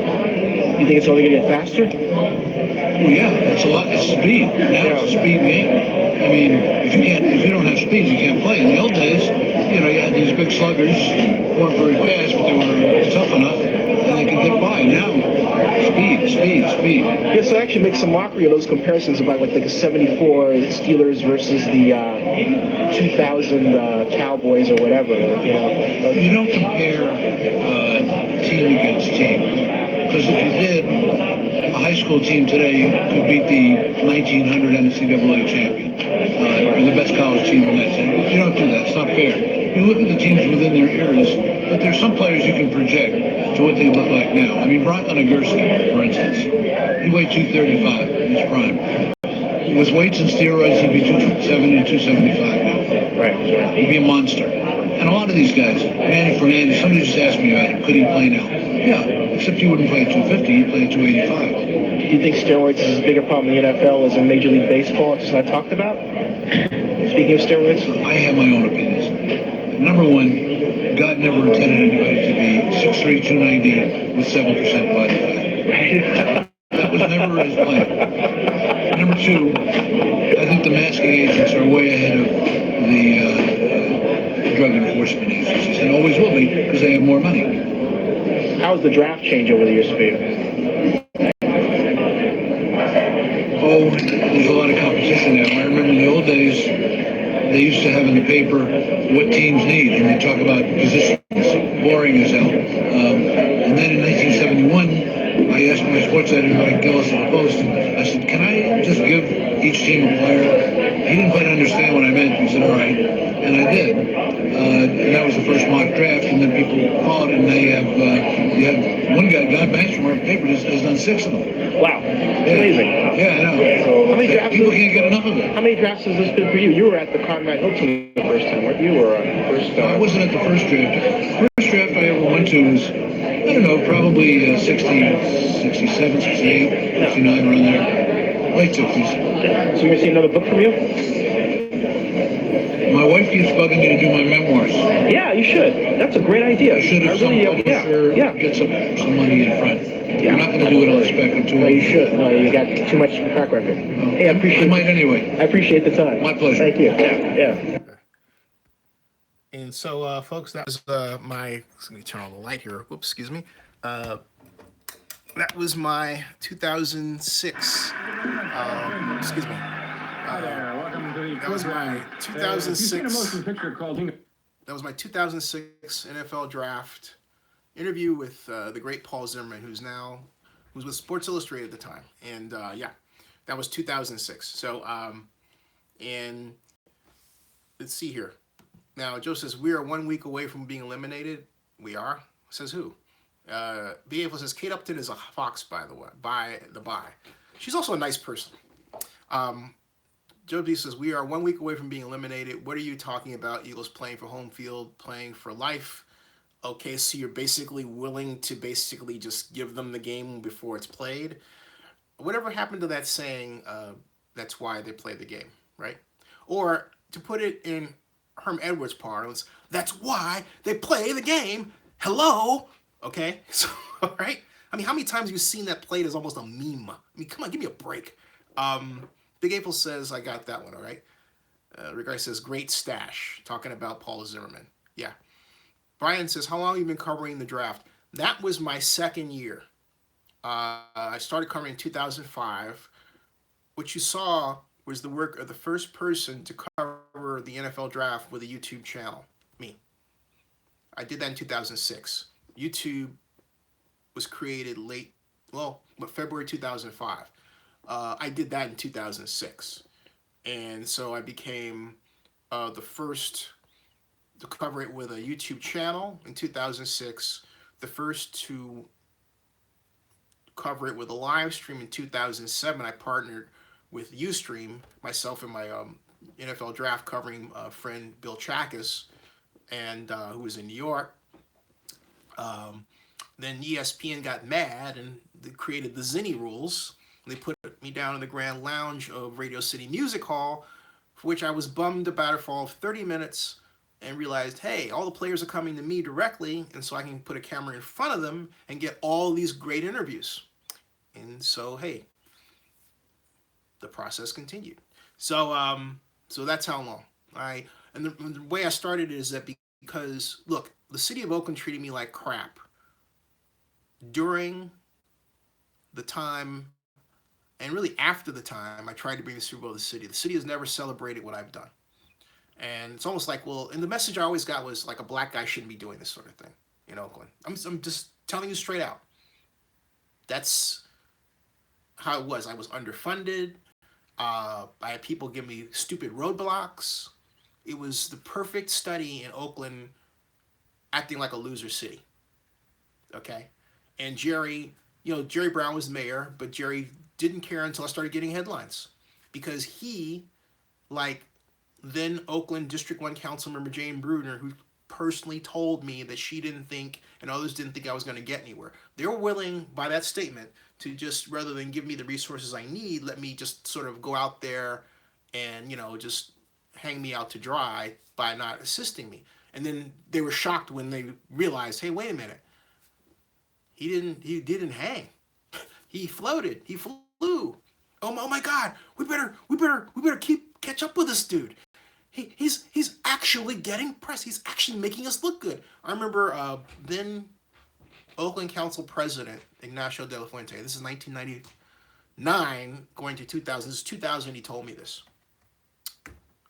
When I got actions, in fact, he specifically said this on October 19th of 2000. He said, your Super Bowl project is the only thing that's giving us positive press right now. Talking about the Coliseum. Because they're in the middle of a lawsuit with the Raiders, all kinds of negative things going on. And then there was this, and it was getting international press. They were shocked, okay? To this day, the city has never said thank you for what I've done for the city. And what I put up with, the fact that my mom pitched in and helped, via her connections with United Airlines and travel and everything, no. And so the NFL saw that. All this was done in the face of the NFL. And so Joe Brown, who was then executive vice president of government relations for the league, said during the press conference, November 3rd of 2000, if memory serves, in Atlanta, here downtown, when Jacksonville was being awarded the right to host the 2005 Super Bowl. And then Oakland Mayor, now California Governor Jerry Brown, was yelling to Paul, you can't do this! You can't do this! Joe Brown came to me and said, Zennie, if there's anything we can do for you, let us know. Okay? And so the NFL has continued to walk its talk with respect to one of the people that was entrusted with the promotion of its key event brand, the Super Bowl. And that was me. And if this Vegas thing happens, I will be the only person in Oakland's history to even form a Super Bowl bid to try to bring the event to Oakland. The only person. So there you go. What happened was that when I created Oakland's first blog, Oakland Focus, and I had this idea of I wanted to cover the drafts. I've watched the draft and everything. I've been a draft junkie for a long time. And so I pitched the idea to Joe Brown, and because I called Joe and I said, Joe, remember when you said, if there's anything we can do for you, let us know? And he goes, yeah, what can I do for you? And I said, I'd like to cover the draft. He said, you're in. Wasn't a long conversation. That was how things were done then. Okay? Wasn't a long conversation. And I figured, hey, look, I don't have a background in journalism. My background's in urban planning. My bent is technical. I was moving into what we now call digital media. Okay? I built our own website for a Super Bowl bid then in a much slower internet environment. So they let me have it. Let me do it. And I said, okay. So I thought, okay, what do I have to bring to the table? Other than my relationship with the league, familiarity with owners, relationship with some owners, right? What else do I have? And I thought, well, I can write one of the first, if not the first, truly internet-based account of what it was like to be at the draft. And so that's what I did.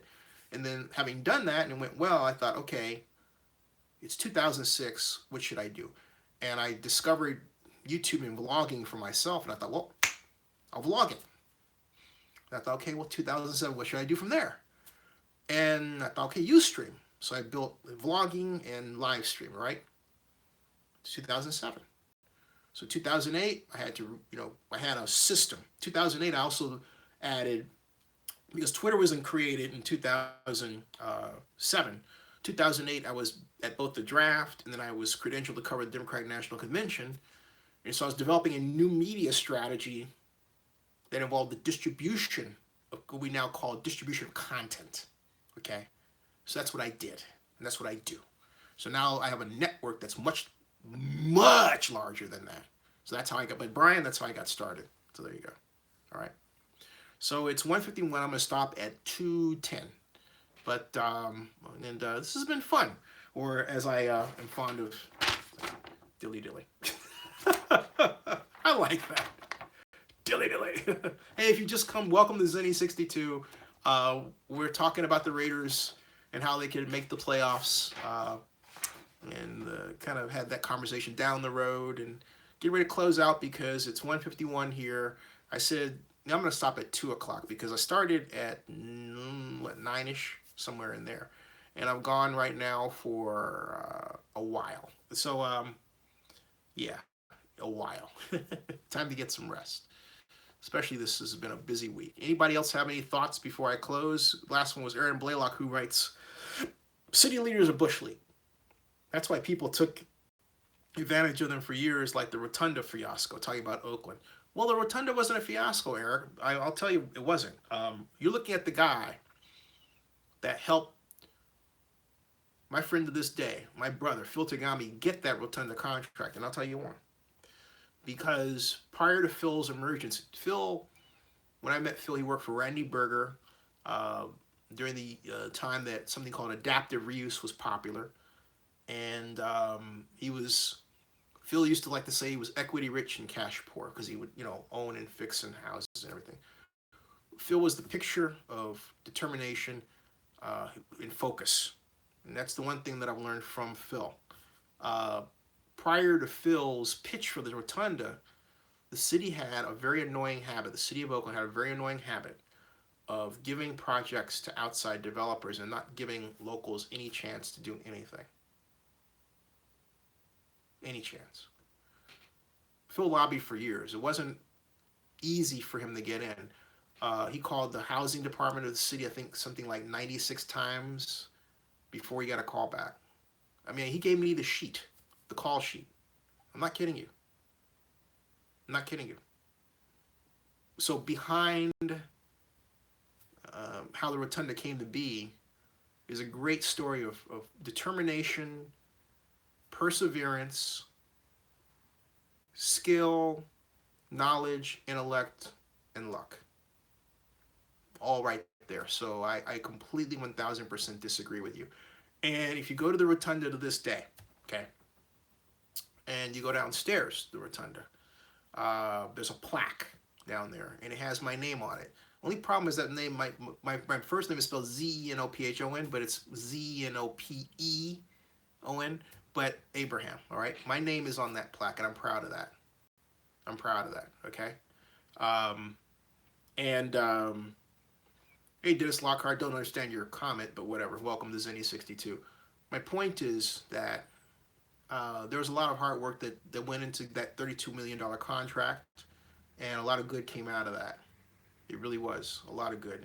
And you know, again, I say this: it's in a way that story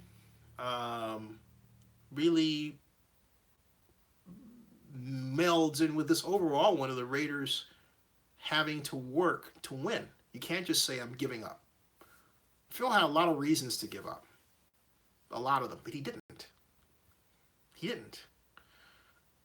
And you know, it takes that kind of will and determination to get anything done at a high level with a project that's that complicated. The Rotunda had a lot of problems, a lot. So you know, good for Phil. It was really good for Phil. And the Rotunda went from being, first it was Liberty House department store back in, I think, the 50s, and the 60s, to being empty for a long, long time, looking like, well, it was, not looking like it was, an eyesore in the middle of downtown Oakland, and now it is a crown jewel, okay? It is a great crown jewel. And if you go in the Rotunda, you look at the top, you see the gold inlay and the way the roof has been brought back to its original grandeur. It's a wonderful building. Rent it out sometime for use. So anyway, Joe Jr. asks, what position should we draft? Guard, tackle, nose tackle, or running back? Running back. I say this again, running back or quarterback. And I say this again to say this, all right, to explain. Let me put it this way. If either Bryce Love or Lamar Jackson comes down to the Raiders, I don't advocate moving up. They should draft that person. But I do, well, let me say something. Hold on a second. Let me say this. I will amend that. The Raiders should really go after Bryce Love. Stanford running back Bryce Love will be a wonderful addition to the Raiders. I really believe that's what the Raiders should do. Yeah. So, yeah. You always get great offensive alignment in the lower rounds, like, 2, 3, 4. We sadly passed on Ken Robinson, but you cannot, unless somebody else wants to show me evidence that it has been done, reverse time. Somewhere they say there's an alternate universe, in theory. I haven't seen it in reality. Del, what do you think? You asked me, what do you think? What would you like to see? Anybody, what do you think before I close out? It's 1:57. I've got a couple of minutes before I close out. But what do you think? What do you think? And I'd like to say, I think, first of all, as we approach Christmas, it's important to remember to think about your family, your friends, those who've given to you, by the way. And even if it takes just a phone call to acknowledge them, do so. Phone call, or send them an e-card. Just do something if you haven't done it already to let them know. E-Rise Call says, are we speaking on the first round of the draft? I'm speaking of the first round of the draft, yeah. Yes, I am. What do you think? What say you? What say you? What say you? Oh, by the way, do I think the Raiders will win their next 2 games? I think the Raiders will. I think the Raiders will beat the Eagles at home as an upset. In an upset, and that'll be an upset, and they'll drop to the Chargers, so they'll split. Okay, I think the best that'll be. I think that outcome will happen. All right, now the key to what happens with the Chargers will lay in the approach to the Eagles game. In other words, if they start doing something really unusual, then look out. But I'm going to tell you, it's going to take the kind of football they played between quarters 2 and 3 against the Cowboys to win, particularly on offense. The short passing game, the grind passing game, that was great. But this trying to throw deep and all this stuff, not using the I formation, but if they mix short passes with I formation runs and play action off the I formation, I don't mean bootlegs, I mean straight play action. Whew, look out. Eli says, cool, Zennie. I was leaning on defense, either middle linebacker, cornerback, or safety, even possible a defensive lineman to help Khalil Mack on the out defensive line. Then Eli says, possibly. Emma Scott says, breaking news. What? Shots fired at the South Korean-North Korean border? Ooh, boy. Okay, it's 2 o'clock. Let's, folks, let's pray for the best and see what's going on here. Be safe, everybody. God bless you. See you tomorrow. Happy holidays. Happy Hanukkah. Happy Kwanzaa. Merry Christmas. Okay? Love you all. Thank you. And Rick Rice, hey, man, I got to say a special dilly dilly to you, my friend, for the whole Mouse Davis run and shoot discussion. I loved it. Thank you so very much. God bless you. See you all. Good night, everybody. Good night. See ya. Good night.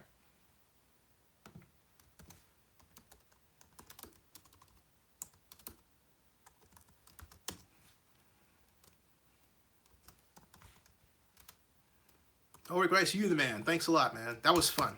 That was some fun stuff. I'm almost crying. I have not talked about the run and shoot Mouse Davis in a long time. I'd love to give it on the show. That would be so much fun. All right, I'll talk to you all later. Good night. See you all later. Hey, thanks a lot. See you. Hey, Warriors beat the Grizzlies 97-84. Good night, everybody. I'll see you.